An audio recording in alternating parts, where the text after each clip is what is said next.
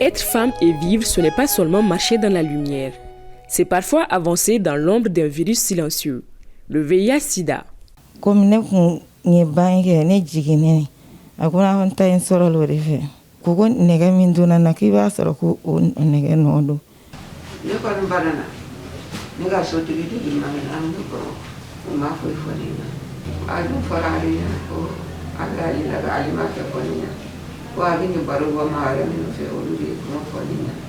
Selon le Programme commun des Nations Unies pour le VIH-Sida, plus de la moitié des personnes vivant avec la maladie dans le monde sont des femmes et des filles.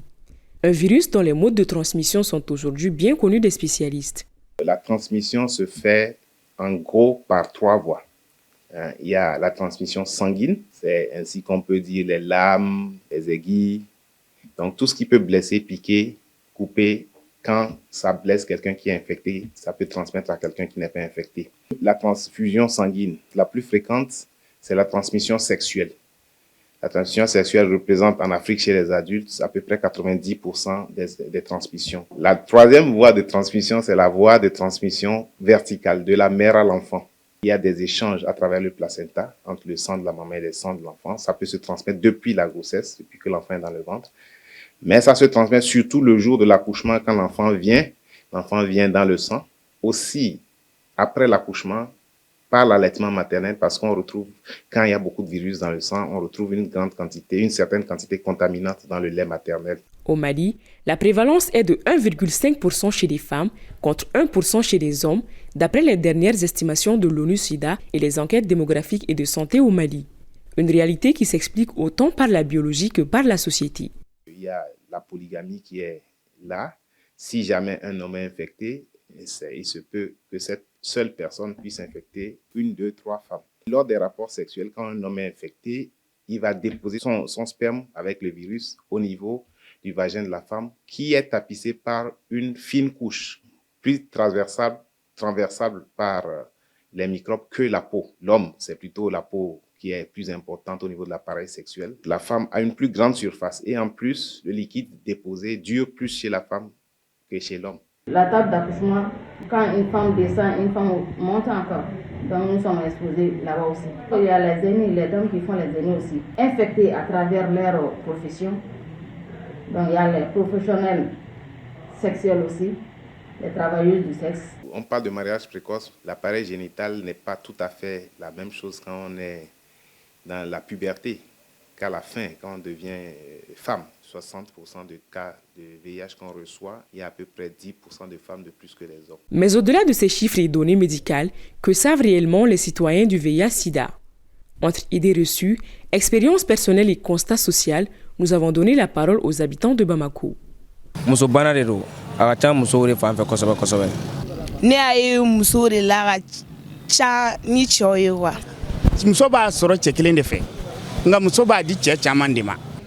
An bɛ baara kɛ u b'a fɔ ko karisa wari b'a kun nin bɛ jɛ a fɛ nin bɛ jɛ a fɛ n m'a faamu o de y'a to siraw bɛ muso minɛ ka tɛmɛ cɛw kan caman tɛ manani fɛ quoi o de ye ko ni fiɲɛ quoi n'o tɛ ni bɛ manani utiliser sira t'i minɛ quoi. Nonobstant, le virus n'est qu'une partie du problème.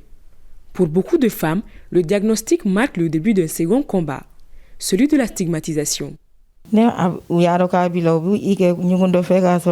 ñugunto fene I mogo bi tama to mi yere tamati gala sara bunu parce que ne ko furu me duba yere de kono finalement fu mo mi ñuguna pour en furu fala dalla kama ali dongo be barula o be ka kuma be fani nyaake ko mi tuta ka ni ala yi min dai ko wala o wajibi de ko so hali zanne na to fadi no ko ba kire Pourtant, loin du jugement et de la peur, certains lieux redonnent aux femmes ce que le virus et la société leur ont enlevé, la chance d'être acceptées. Nous voilà à Ségou, dans le centre du Mali.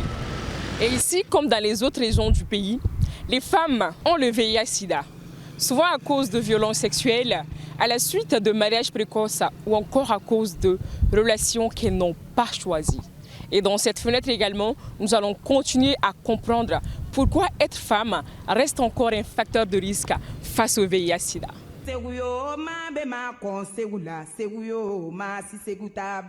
Située au cœur du Mali, sur les rives du fleuve Niger, Ségou est une ville d'histoire et de tradition. Ancienne capitale du royaume Bambara, elle est aujourd'hui un carrefour culturel et économique. Mais derrière son dynamisme et son patrimoine, Ségou fait face, comme d'autres villes du pays, aux réalités silencieuses du VIH. C'est ici que nous avons rencontré ceux qui accompagnent et celles qui tentent de se reconstruire. L'ONG Walé est quelque chose, une existence d'environ 30 ans, donc qui a été connue d'abord dans le dépistage et intégrée dans la prise en charge des patients vivant avec le VIH depuis les années 2005. De ce fait, il y a beaucoup qui connaissent, comment on dirait, la structure et qui viennent eux-mêmes faire la consultation. Ici également, les femmes semblent payer un tribut plus lourd que les hommes. Le nombre de personnes dépistées au niveau de Walé, ça va juste dans les environs de 30 000. De façon biologique, les femmes sont plus exposées au VIH que les hommes. On est aujourd'hui à 1324 patients qui sont suivis actuellement. Et sur ces trucs-là, nous avons environ 700 femmes qui sont dedans. Et le reste est constitué d'hommes, d'enfants, garçons et filles. Comme nous l'avons souligné, le VIH dépasse le cadre médical. La famille de Wakalama, c'est un tchata Wakalama. Kelenda la commune. Flanat Nisra. Alsanen a les flanamina. Non, on a mis des mots traitements là. Et la stigmatisation, elle, laisse des cicatrices invisibles. Il est siglé, oui, VIH to la carrière, il est siglé, il y en a et non, il y a VIH de Venna. Il y a jamais de Wakusidato. Au Bokununu, nada manangulu. Orgue Banama Simima, ou à Temoba. Il y a beaucoup de faim. À Ségou, comme partout au Mali, de nombreuses filles sont excisées. Une autre cause de fragilité féminine. Dans de telles conditions, se protéger face au VIH devient presque impossible. Mais aujourd'hui, même la tradition interroge ces pratiques. Chaque 7 ans au Mali, c'est la tradition même qui exige qu'elle soit revisitée, qu'elle soit remise à jour. Et voici pourquoi, au plan culturel, jusqu'à aujourd'hui, nous pouvons être très fiers au Mali de dire que nous n'avons pas perdu nos traditions. Personne ne prend plaisir à torturer son enfant pour le plaisir de torturer l'enfant. Autant pour la circoncision pour les garçons que pour l'excision pour les jeunes filles, l'idée était de symboliser la transition de l'enfance à l'âge adulte. Celui qui vient et juge automatiquement que c'est de la violence a sa grille de lecture par rapport à son monde, par rapport à sa culture. Et celle qui vient aussi et parle de violence, c'est la même chose. On ne va plus dans la pratique systématique. On essaie d'informer, de sensibiliser, de décourager, parce qu'il y a plus d'effets négatifs que d'effets positifs. Surtout qu'aujourd'hui, on fait ça de manière un peu isolée.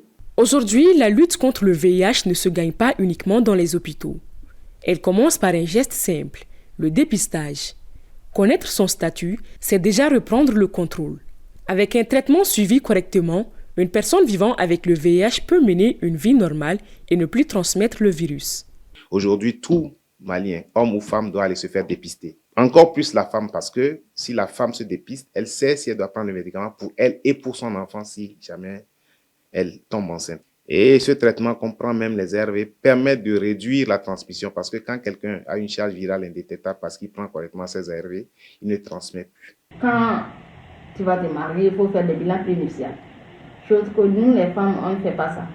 Ça, c'est un. Le 2, quand vous avez besoin de faire l'acte sexuel, il faut vous protéger avec le préservatif surtout. Maintenant, il y a un traitement. Ça vous permet de vivre correctement comme les autres personnes. Il y a des médicaments qui sont bien connus, bien codifiés. L'utilisation est simplifiée. C'est gratuit au Mali depuis 2004 et c'est décentralisé. Dans une société où beaucoup de femmes n'ont pas toujours le pouvoir de décider pour leur corps, la lutte contre le VIH devient aussi une lutte pour les droits. Car être femme et vivre avec le VIH, c'est souvent le début d'un combat pour rester debout. À Ségou, à Bamako comme partout ailleurs, le VIH continue de circuler. Mais les femmes, elles, continuent de résister. Et dans leur courage, il y a une promesse, celle d'un avenir où être femme ne sera plus un risque face au virus de l'immunodéficience humaine.